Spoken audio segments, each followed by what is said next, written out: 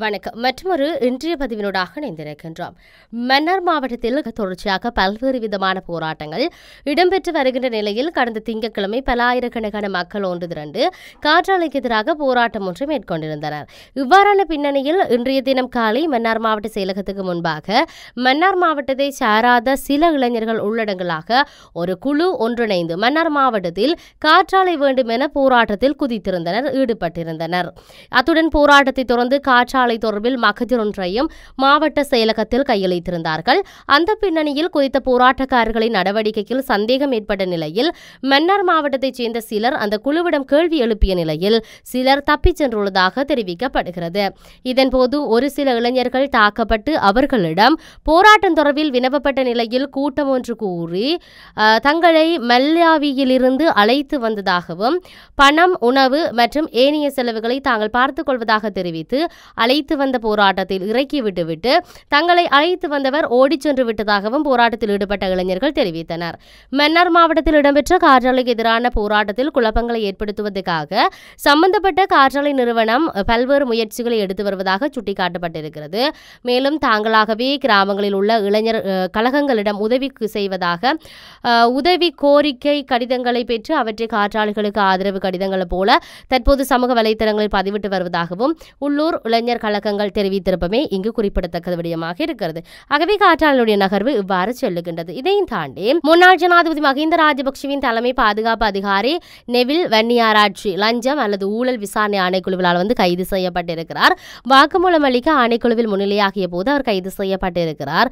அறிவிக்கப்படாத சொத்துக்களை கையகப்படுத்தி வைத்திருப்பது தொடர்பாக வாக்குமூலம் அளிக்க கடந்த ஆண்டு டிசம்பரில் குற்றப்புலனாய்வு திணைக்களத்துக்கும் அவர் அழைக்கப்பட்டிருந்ததாக சொல்லப்படுகிறது. முன்னாள் ஜனாதிபதி மஹிந்த ராஜபக்சவின் தலைமை பாதுகாப்பு அதிகாரி லஞ்ச ஒழிப்பு ஆணைக்குழுவில் முன்னிலையாகியுள்ளதாக சொல்லப்படுகிறது. இதன்போது மேஜர் நெவில் வன்னியாராட்சி லஞ்ச ஒழிப்பு ஆணைக்குழுவில் முன்னிலையாகியுள்ளதாக இருக்கின்றது. இதேவேளை முன்னாள் ஜனாதிபதி மஹிந்த ராஜபக்ஷ விஜயராம மாவட்டத்தில் உள்ள தனது உத்தியோகபூர்வ இல்லத்தை இன்னும் உத்தியோகபூர்வமாக ஒப்படைக்கவில்லை என அரசாங்கம் தெரிவித்திருக்கிறது. இந்த விடயத்தை அமைச்சர் நலிந்த ஜெயதிச சொல்லியிருக்கிறார். இந்த விவகாரம் தொடர்பாக சம்பந்தப்பட்ட அமைச்சகத்தால் நடவடிக்கை எடுக்கப்படும் என்ற விடயத்தை அவர் அறிவித்திருக்கிறார். முன்னாள் ஜனாதிபதி வீட்டை காலி செய்வது 3 வாரங்கள் ஆகிவிட்டது என்றும் இன்னும் அது உத்தியோகபூர்வமாக பொது நிர்வாக அமைச்சகத்திடம் ஒப்படைக்கவில்லை என்று அமைச்சர் நலிந்த ஜெயதிச செய்தியாளர்களிடம் சொல்லியிருந்தார். முன்னாள் ஜனாதிபதிகளுக்கு வழங்கப்பட்ட சிறப்பு சலுகைகளை ரத்து செய்யும் சட்டமூலத்தை நிறைவேற்றியதை தொடர்ந்து மஹிந்த ராஜபக்ஷ அண்மையில் விஜயராம இல்லத்தை விட்டு வெளியேறியிருந்தமை குறிப்பிடத்தக்கது. ஆகவே அவர் வெளியேறியிருந்தோம் உத்தியோகபூர்வமாக இன்னும் கையளிக்கவில்லை என்ற விடயம் இங்கு பதிவு செய்யப்பட்டிருக்கிறது. சரி, இதுகள் இவ்வாறு இருக்கின்ற பொழுது போதைப்பொருள் சார்ந்து பேச வேண்டிய தேவை இருக்கிறது. போதைப்பொருள் அகப்பட்டவர்கள் சார்ந்து பல்வேறுபட்ட முக்கியமான விடயங்கள் வெளிவந்திருந்தது. அவர்களுடைய வாக்குமூலத்திலிருந்து தெரிய வந்ததாக சொல்லியிருந்தார்கள். பல அரசியல்வாதிகள் சிக்கப் போகின்றார்கள், அவர்களும் விசாரணைகளுக்காக அழைக்கப்பட போகின்றார்கள், தண்டனைகளை பெறப்போகின்றார்கள் என்று ஜனாதிபதி சொல்லியிருந்தார்.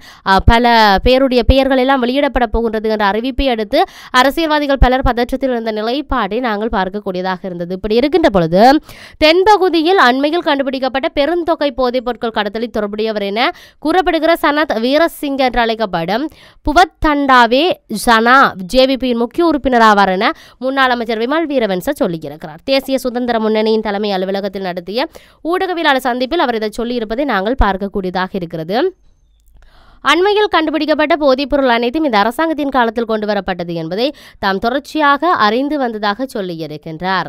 கடந்த உள்ளூராட்சி சபை தேர்தலின் இறுதி கூட்டம் நிறைவடைந்த பின்னர் ஜேவிபி அதாவது ஜனாதிபதி முதல் அனைவரும் சனத் வீரசிங் என்று அழைக்கப்படுகின்ற புவத்தண்டாவே சனா வீட்டினுடைய இரவு போசனத்தை எடுத்திருக்கிறார்கள். சனா ஏற்கனவே ஐஸ் போதைப் பொருள் தொடர்பில் கைது செய்யப்பட்டு ஜேவிபியினர் காவல்துறைக்கு கொடுத்த அழுத்தத்தில் விடுவிக்கப்பட்டிருந்தார். இறுதியில் கைப்பற்றப்பட்டிருந்த போதைப்பொருள் ஐஸ் போதைப் பொருட்கள் இவருக்கு சொந்தமான இயந்திர படகுலேயே கொண்டு வரப்பட்டதாக சாட்சிகள் கிடைத்துள்ளமையினால் காவல்துறையை கைது செய்ய வேண்டி ஏற்பட்டது. புகத்தண்டவாவே சனா ஜேவிபியின் பிரபல உறுப்பினர் ஆவார். கட்சிக்கு பெரிய வரியாக செலவு செய்பவர் என்பதோடு நெருக்கமானவர். கிளப் வசந்த கொலைகளுக்கு பயன்படுத்திய வேனை உருவாக்கியவர் எனவும் தகவல்கள் வெளியாகி இருந்தது. சனா துபாயில் இருக்கும் உனா நூறுவே சந்தாவின் நண்பர் ஆவார். உனா கூறுவே சாந்த சாந்த வந்து இவருக்கு பெருந்தொகை பணம் அனுப்புகிறார். இதனால் அவர் கடந்த காலங்களில் ஜேவிபிக்கு பெருவாரியாக செலவு செய்திருக்கிறார் என்ற செய்தி வெளிவந்திருக்கு. இதனால் அவர் கைது செய்யப்பட்ட நிலையில் விடுவிக்கப்படலாம். போதைப் பொருட்கள் கொண்டு வருவதும் அரசாங்கம், அதை பிடிப்பதும் அரசாங்கம் என்பதாகவே தோன்றுகிறது.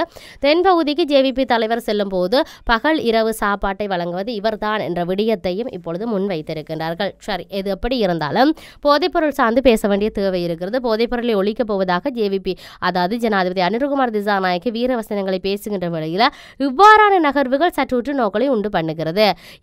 இந்த அரசாங்கத்தினால போதைப்பொருளை ஒழிக்க முடியவில்லை என்று சொன்னால் இனி வருகின்ற காலங்களில் போதைப்பொருள் ஒழிக்கப்படுமா இல்லாட்டி போதைப்பொருளுக்கு எதிராக நடவடிக்கை எடுக்கப்படுமா என்பது மிகப்பெரிய கேள்விகளாகவும் மிகப்பெரிய சிந்தனைகளாகவும் இருக்கும் என்பதை பல அரசியல் ஆய்வாளர்கள் சொல்கிறார்கள். பல அதிகாரிகள் முன்வைத்திருக்கின்ற இந்த பின்னணியில் தான் தற்பொழுது இந்த நகர்வை பார்க்கின்ற பொழுது போதைப்பொருளுக்கான நடவடிக்கை என்பதும் ஏமாற்றத்தை அளிக்குமா, தாயக பகுதியில் இருக்கிற மக்களுக்கு கொடுக்கின்ற தீர்வினை பெற்றுத்தருவதாக சொன்ன அந்த வசனம் ஏமாற்றத்தை அளிப்பது போல இதுவும் ஏமாற்றத்தை உண்டு பண்ணுமோ என்ற கேள்விகளை உண்டு பண்ணியிருக்கிறது.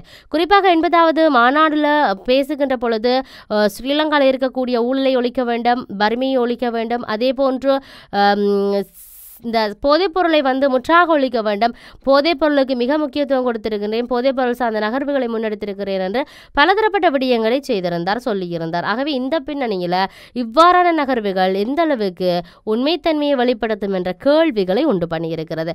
இதிலும் குறிப்பாக மக்களுடைய பாதுகாப்புக்காகவும் நாட்டினுடைய பாதுகாப்புக்காகவும் அவசரமாக முப்படைகள் வரவழைக்கப்பட்டதை நாங்கள் அண்மைய நாட்களுக்கு முன்னர் பார்க்கக்கூடியதாக இருந்தது.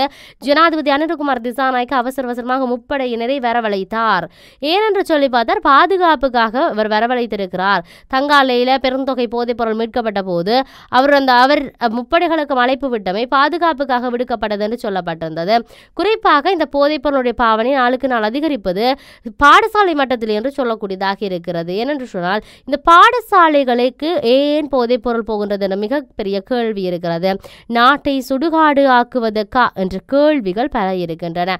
இந்த போதைப்பொருள் பாவனைக்கோ இல்லாட்டி சட்டவிரோத போதைப்பொருளுக்கு பின்னாலேயோ இருக்கக்கூடிய அரசியல் தலைவர்கள் என்பது மிக முக்கியமாக அவர்கள் தண்டிக்கப்பட வேண்டும். காரணம், தண்டனைகள் என்பது அவர்களுக்கு மிக கடுமையாக இருக்கப்பட வேண்டும் என்பதை தான் இந்த இடத்தில் சொல்லக்கூடியதாக இருக்கிறது. ஒரு நாட்டில் சட்டம் தன்னுடைய கடமையை சரியாக செய்ய வேண்டும்.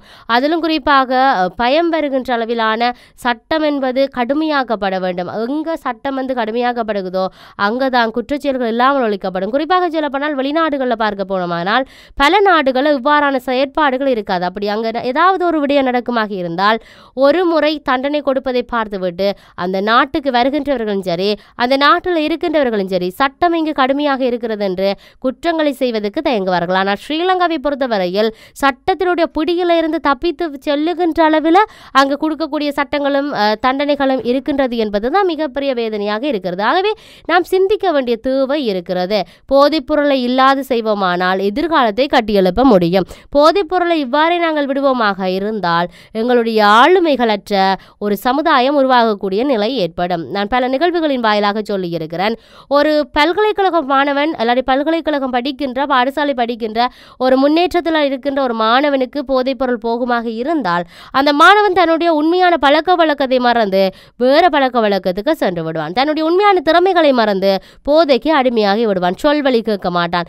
ஆகவே இவ்வாறான செயற்பாடுகள் இருந்தால் அவன் ஒரு எதிர்காலத்தில் ஒரு ஆசிரியராக, ஒரு பொறியியலாளராக, ஒரு விஞ்ஞானியாக, இல்லாட்டி நல்ல ஒரு அரசியல்வாதியாக, நாட்டை கட்டியெழுப்பக்கூடிய கலை கலாச்சாரங்களோடு சேர்ந்த இல்லாட்டி ஒரு கலையோடு சேர்ந்த ஒரு நபராக வருவதற்கோ இல்லாட்டி ஒரு உயர்ந்த மனிதனாக வருவதற்கோ அவனுடைய ஆளுமைகளை அற்றுப்போக செய்யக்கூடிய முக்கியமான பங்கு இந்த போதைப் பொருளுக்கு இருக்குது.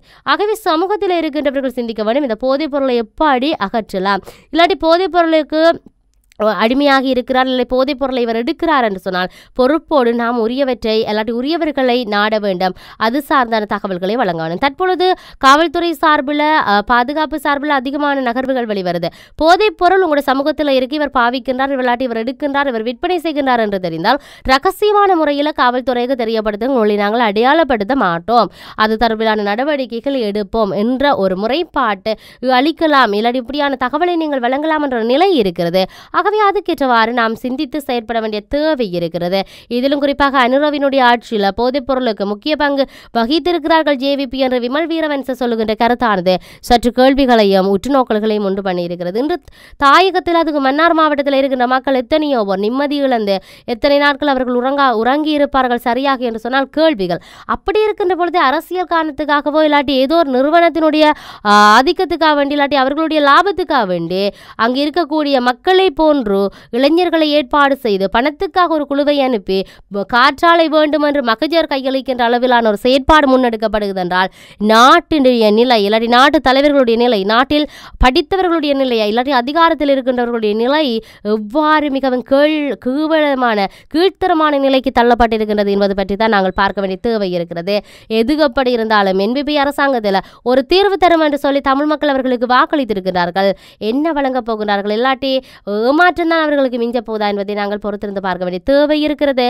மற்றும் ஒரு பதிவினூடாக சந்திப்போம். வணக்கம்.